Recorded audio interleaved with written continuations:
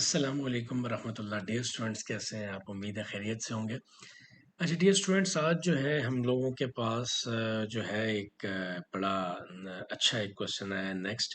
जैसा कि मैंने आपको बताया था कि हम लोग इंट्री टेस्ट सीरीज़ जो है वो स्टार्ट कर चुके हैं और ये तकरीबन हमारा 4th क्वेश्चन है इंट्री टेस्ट की सीरीज़ से रिलेटेड। तो उसके बारे में हम बात कर रहे हैं। तो मैंने जैसा कि आपको बताया था कि मैं एक वीडियो के अंदर सिर्फ एक क्वेश्चन करूँगा और हर क्वेश्चन के साथ जो है मैं डिस्क्रिप्शन में बता दूंगा कि ये कौन सा क्वेश्चन है, कौन सा चैप्टर है, वो आप चेक करके देख सकते हैं। तो ऐसे ही हम लोग जो है इसको स्टार्ट करेंगे। तो ये जितने भी क्वेश्चंस हैं ये पास्ट पेपर से रिलेटेड क्वेश्चन है। हम सिर्फ यहाँ पे क्वेश्चंस को डिस्कस करेंगे, ना कि थ्योरी को, ठीक है। क्योंकि मैं ये समझता हूँ कि जो बच्चे जो है इंट्री टेस्ट की तैयारी कर रहे हैं वो तकरीबन एक दफ़ा बुक पढ़ के आ चुके होते हैं। तो इसलिए उनको मतलब फर्स्ट ईयर सेकंड ईयर की पूरी बुक पढ़ के आ चुके होते हैं, तो इसलिए उनको इतना ज़्यादा एक्सप्लेन करने की ज़रूरत नहीं है। लेकिन फिर भी मैं आपको जो है जो क्वेश्चन मेरे सामने आएगा उसकी थ्योरी जो है वो सही डीप तरीके से आपको समझा दूंगा ताकि आपको बात समझ में आ जाए। ये स्टूडेंट्स यहाँ पे देखिए अभी लिखा हुआ है कि जी which of the following is an irrational number, के यानी इनमें से कौन सा इरेशनल नंबर है। अभी देखिए यहाँ पे ना मैं आपको बताता हूँ कि इरेशनल बेसिकली होता क्या है। मैं ज़रा थोड़ा सा आपको ये समझाना चाहता हूँ कि जो बेसिकली इरेशनल नंबर होता है ना, इरेशनल नंबर वो बेसिकली ये होता है कि आपके पास जब हम किसी भी दो नंबर को डिवाइड करें और उसका आंसर जो है आ जाए कुछ मतलब कि रुके ना, तो वो इरेशनल नंबर होता है, ठीक है। अच्छा चलें, रुके कैसे ना, जैसे मिसाल के तौर पे अगर हम के जैसे एक कोई वैल्यू है, जैसे ये पहली वैल्यू वैल्यू आप देख लें, ये जैसे ये बी वाली वैल्यू आप देखें, ये जिधर मैंने डॉट लगाया है ये 22/7 है।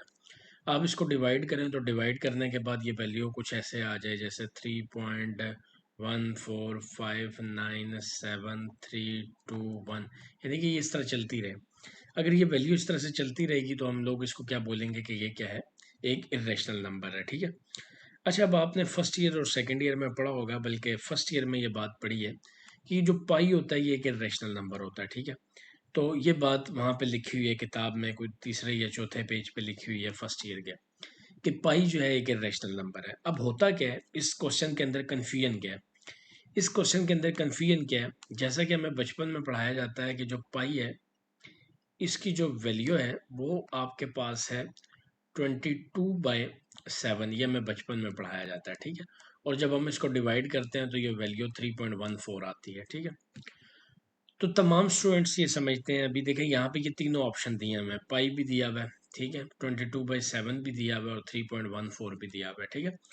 तो बच्चे क्या करते हैं कि ये जो लिखा हुआ है ना ऑल ऑफ दीज वाला, इस ऑप्शन को टिक कर देते हैं, ठीक है। यानी वो ये समझते हैं, जैसे मैं टिक नहीं कर रहा, मैं ये वैसे यहाँ पे लाइन लगाता हूँ ताकि आपको नजर आए कि बहुत से स्टूडेंट कहते हैं कि जी all of these is the right answer इसका, लेकिन ये बिल्कुल गलत है।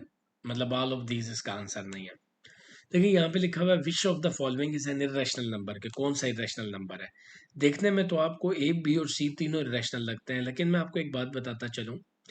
देखिए ये जो पाई होता है ना, पाई, ये पाई एक इरेशनल नंबर है, इसमें कोई शक नहीं है, ठीक है। लेकिन पाई की जब आप पाई की वैल्यू देखते हैं तो वो रुकती नहीं है कहीं पे, पॉइंट के बाद जाते जाते जाते जाते वो चलती रहती है, चलती रहती है, इसीलिए पाई जो है एक इरेशनल नंबर होता है, ठीक है। अब हम लोग क्या करते हैं कि हम लोग एक वैल्यू वैसे बच्चों के जहन में बिठाने के लिए फिक्स करवा देते हैं कि जी ये 22/7 के भी इक्वल है और ये 3.14 के भी इक्वल है। बेसिकली ये एग्जैक्ट वैल्यू नहीं है, 22/7 और 3.14 ये अप्रॉक्सीमेट वैल्यू है, ये एग्जैक्ट वैल्यू नहीं है, ठीक है। तो इसलिए कभी भी अगर आपसे कोई ये कहे कि पाई की वैल्यू 22/7 है तो 3.14 है, तो ये बात समझें कि ये एक अप्रॉक्सीमेट वैल्यू है, ये एग्जैक्ट वैल्यू नहीं है, ठीक है। तो चूंकि ये अप्रॉक्सीमेट वैल्यू है इसलिए हम इसके बिहाफ पे इन दोनों को हम रैशनल नहीं कह, इरेशनल नहीं कह सकते, ठीक है। तो इसका जो राइट ऑप्शन है वो सी है, इसका जो राइट ऑप्शन है वो क्या है, सी। तो इसका आंसर सी होगा। वजह मैं आपको बता चुका हूँ कि ए और बी जो है इसका आंसर नहीं है। ए और बी इसलिए आंसर नहीं है क्योंकि ये अप्रॉक्सीमेट वैल्यू है, एग्जैक्ट वैल्यू नहीं है, ठीक है। ये वो वैल्यू है जो हमने अपने जहन से अप्रॉक्सीमेट की हुई है, इसलिए ए और बी रैशनल इरेशनल नहीं हो सकते, ठीक है।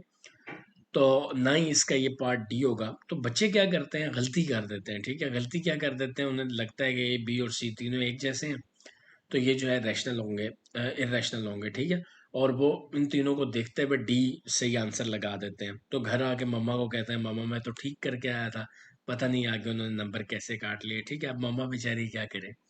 सही है, मम्मा ने तो जो है वो एंट्री देना नहीं था। ठीक है, तो मैं आपको ये बता रहा हूँ कि इसके अंदर आपको लॉजिक समझ आ गई होगी कि जो सी है, सी इज द राइट ऑप्शन। ठीक है, चूंकि ये सी जो है वो पाई, और पाई एक इरेशनल नंबर है, जबकि 22/7 और 3.1415 ये हम लोगों ने वैल्यू फिक्स्ड की हुई है और खुद से अप्रॉक्सीमेट की हुई है।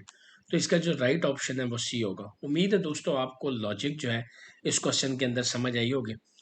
अगर ये लॉजिक आपको समझ आई है तो काइंडली इसको अपने जहन में बिठा लें, और मेरा यूट्यूब चैनल जिसका नाम खुरम फाउंडेशन है उसको लाजमी सब्सक्राइब करें, ताकि नए आने वाली वीडियोस का जो है आपको अंदाज़ा अंदाज़ा हो सके। So thank you very much. अस्सलाम वालेकुम।